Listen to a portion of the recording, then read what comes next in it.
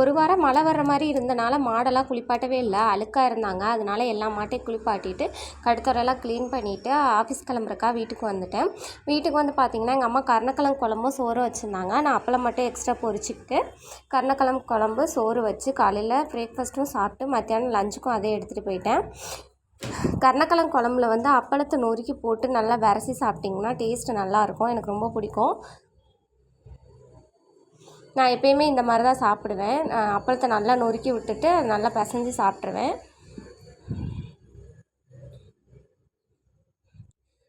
நான் காலையில் எழுந்திரிச்சு வேலையெல்லாம் பார்த்துட்டு அவசரமாக வேலைக்கு கிளம்பிகிட்டு இருப்பேன். ஆனால் எங்கள் வீட்டில் 2 இருக்குங்க. எப்போ பாரு தூங்கின மணிமா தான் இருக்கும். பாருங்கள் காலையில் எப்படி தூங்குறாங்கன்னு. இவளுக்கு இந்த ஃபேன் ஓடிட்டே இருக்கணும், இல்லைன்னா தூங்க மாட்டாங்க.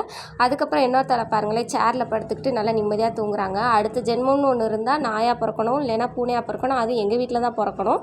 வீடியோ பிடிச்சா லைக் பண்ணுங்கள்.